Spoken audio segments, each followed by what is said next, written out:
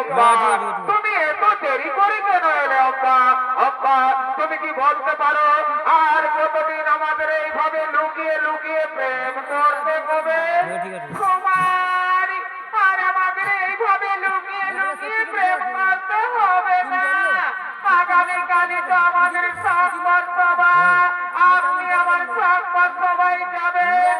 আমি আপনার গলায় মালা দিয়ে আপনাকে আমি স্বামী রূপে বরণ করে নেব কুমারী। অব্বা তুমি সত্যি বলছো তো অব্বা? তুমি আমার গলায় বরমাল্য দিবে তো? সেই কুমারী যার সঙ্গে আমার এতদিন থেকে ভালোবাসা, আমি তাকে ছাড়া কি আর অন্য কোন পুরুষের গলায় মালা দিতে পারি কুমারী? তাই তাই তুমি আমার, তুমি আমার, তুমি আমার। অব্বা জানো অব্বা, আজ আমার কি আনন্দ হচ্ছে, আজ আমার আনন্দে নাচতে ইচ্ছে করছে অব্বা। সত্যি বলছো কুমার, আমারও তাই। আজ আমার আনন্দে গাইতে ইচ্ছে করছে। এ জীবন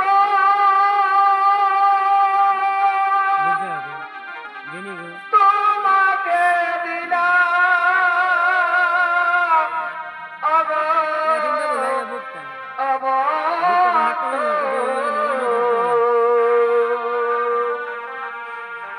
তুমি শুধু ভালোবাসা দিও,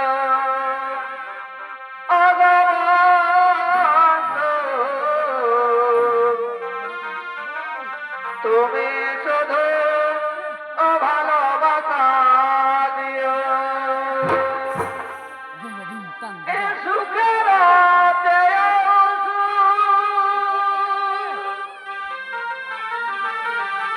তুমি জয়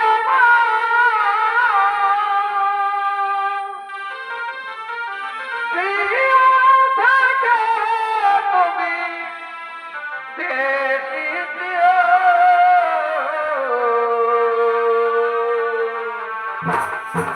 তুমি শুধু ভালোবাসা দিও বন্ধু, তুমি শুধু ভালোবাসা দিও।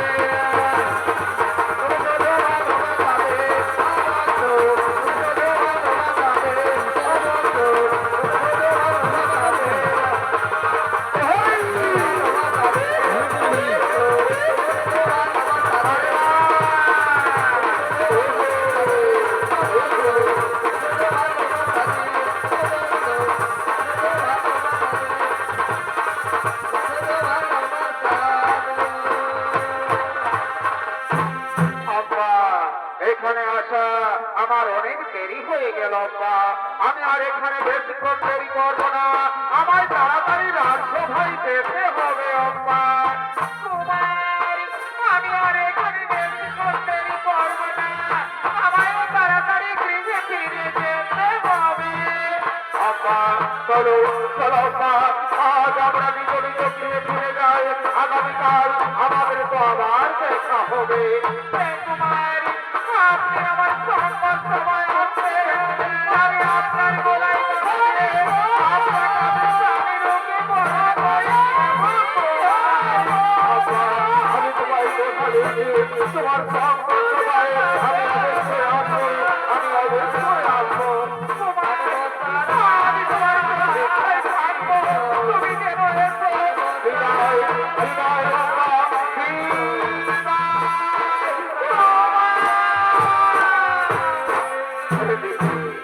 এদিকে কাশীরাজের তিন কন্যা অব্বা, অম্বিকা ও বালিকা।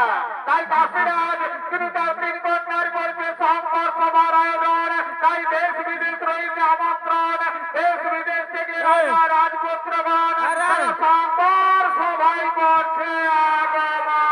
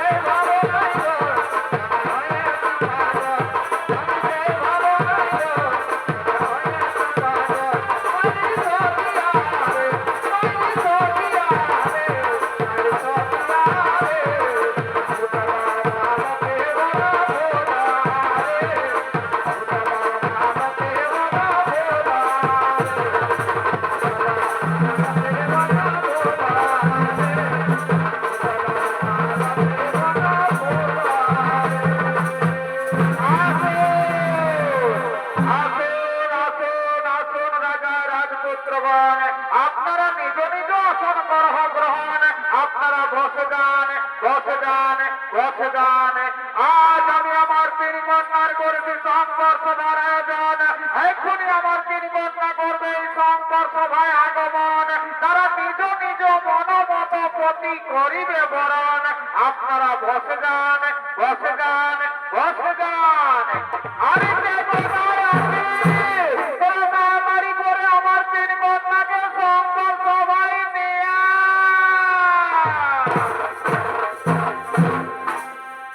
মনের বাগানে ফুটিল ফুল রে রসিকি ভ্রমর আইল না ফুলের মধু খাইল না মনের বাগানে ফুটিল ফুল রে রসিক ভ্রমর আইল না ফুলের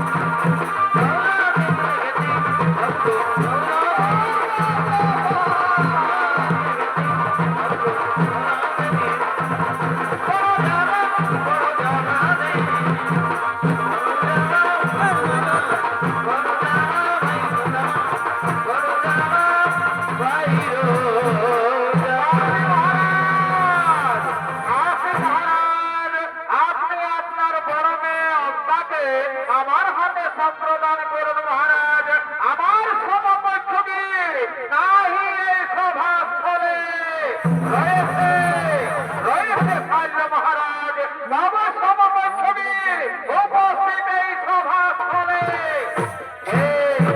আপনি আমি আমি হস্তিনাধিপতি শান্তনু নন্দন গঙ্গা পুত্র ভীষ্ম। ভীষ্ম ভীষ্ম তুমি এসেছো এই সংবাদ সভায়। আরে আরে আরে দেখ দেখ দেখ দেখ দেখ ভীষ্ম এসেছে এই সংবাদ সভায়। ভীষ্ম আমার 80 বছর বয়সে নিজেকে যুবক প্রমাণ করার চেষ্টা করছে রে। আরে ভাই শোন শোন শোন, আমার মনে হয় ভীষ্ম বোধহয় তার পিতার মৃত্যুর অপেক্ষায় ছিল। তার পিতা মৃত্যুবরণ করেছে, তার মা শাখা পোলাও ভেঙেছে, আর ভীষ্ম নিজের প্রতিজ্ঞা হয়ে গেছে।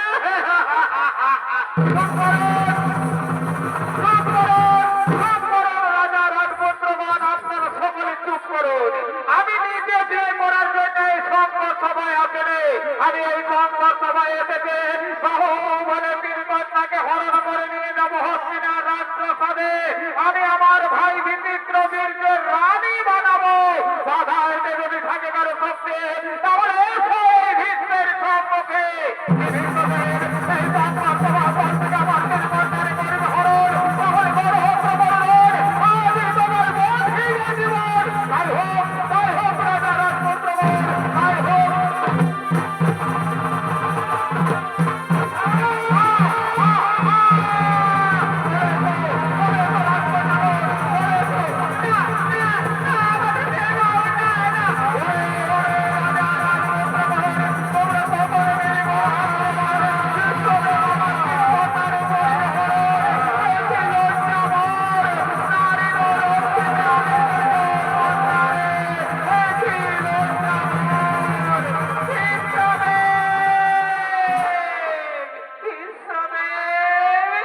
আপনি আমার পাথরে ভুল করেছেন ভীষ্মদেব।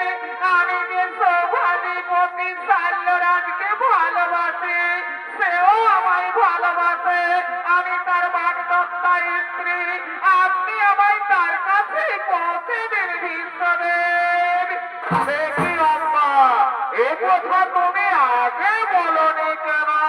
ভীষ্মদেব অনুগ্রহ করে আপনি যদি সেখানে বীরত্ব দেখাতে উপস্থিত না হতেন, তাহলে আমি অকারণ শাল্যের গলায় মালা দিয়ে তাকে আমি স্বামী রূপে বরণ করে নিতাম। সেও আমায় ভালোবাসে, আমিও তাকে ভালোবাসি। আমি তার বাগদত্তা স্ত্রী। আপনি আমায় তার কাছে পৌঁছে দিন ভীষ্মদেব। চলো চলো আম্মা, আমি তোমায় শাল্যরাজের কাছে পৌঁছে দেওয়ার ব্যবস্থা করব। চলো চলো চলো আম্মা, চলো চলো। এদিকে এদিকে শাল্য মহারাজ তিনি তার রাজপ্রাসাদে বসে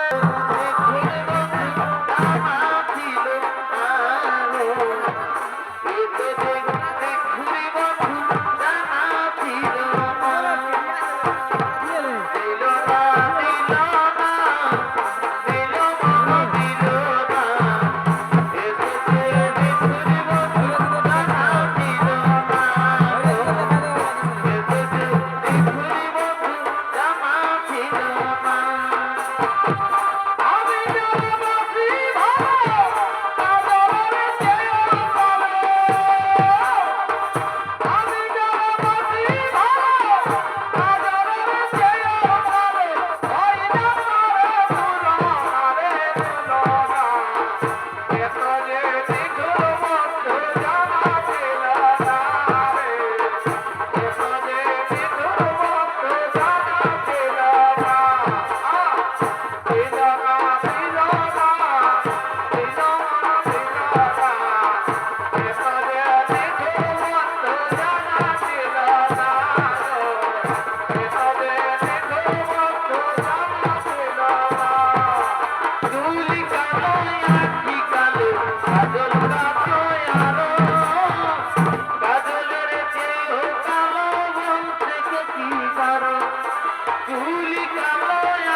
কালো কাজল কালো আলো কাজলের যে কালো বলতে কি পারো আমি যারা বাসি ভালো কাজলের চেয়েও ভালো আমি যারা বাসি ভালো কাজলের চেয়েও ভালো ওই না করে দুনিয়া যাবে সেবা বিপদে বিধে মৃত্যু জানা ছিল না বিপদে বিধে মৃত্যু জানা ছিল না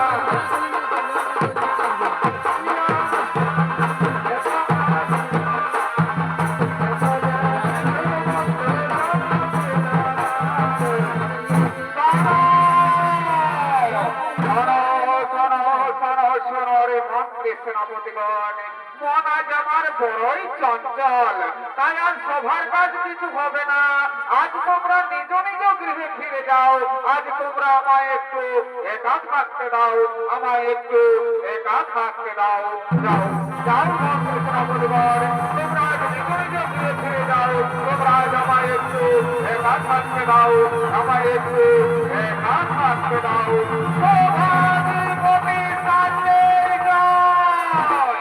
এই, আমি হস্তিনাপুর নগরের মহামন্ত্রী আপনার বাগদত্তা স্ত্রীকে আমি আপনার কাছে এনে দিয়েছি মহারাজ আপনি একে গ্রহণ করুন আমি এখন আসি মহারাজ আমি এখন আসি একি অম্মা তুমি এসেছো পারে স্ত্রী তো স্বামীর কাছে আসবে আমি এখনো মনে প্রাণে বিশ্বাস করি তুমি আমার স্বামী নাও আমায় তুমি নাও আমায় তুমি গ্রহণ করো তোমার জাহান করে ভীত তোমায় রথে তুলেছে জাহান আমি আর স্পর্শ করতে পারবো না সেই মুহূর্তে ভীত তোমার হাত ধরেছে সেই মুহূর্তে তুমি ভ্রষ্ট হয়ে গেছো তুমি উঠিস না তুমি বলো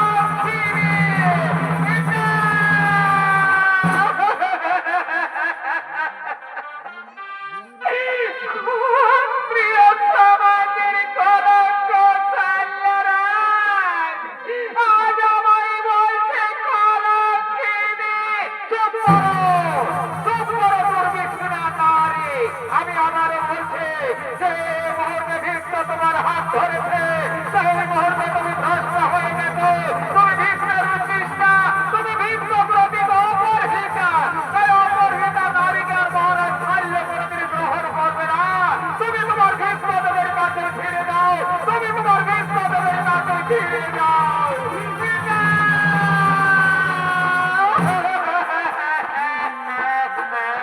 দীনবন্ধু রে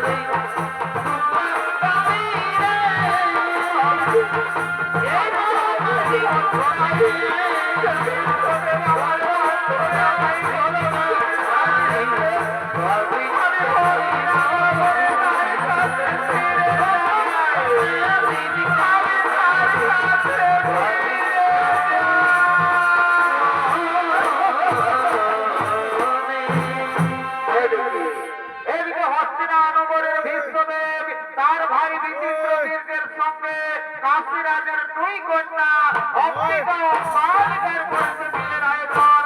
তাই সমস্ত রাজ্য রয়েছে আমন্ত্রণ। রাজ্যবাসীগণ মহা আনন্দে নৃত্যগীত করতে করতে রাজবাড়ির দিকে পৌঁছে আগমন।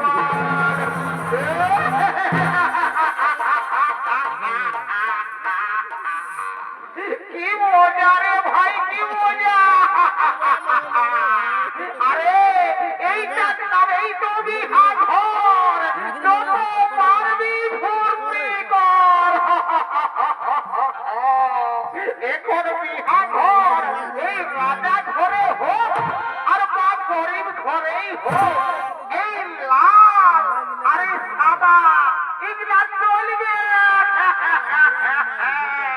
ডিজেও বাজবে আর নাচ খেলে হবে। ওরে ওরে কালিন্দী বাবুরা, আয় আয় আয় আয় আয় আয়, বাজা বাজা বাজা রে ভাই বাজা। আরে ভাই এইটাই তো বিহা ঘরের মজা। আরে ও তোদের জন্য একটা গান ধরতে হবে। ঠিক আছে ঠিক আছে ঠিক আছে, আমি তোদের গানটা ধরে দিচ্ছি, তোরা গানের তালে তালে বাজাই চলে আয়।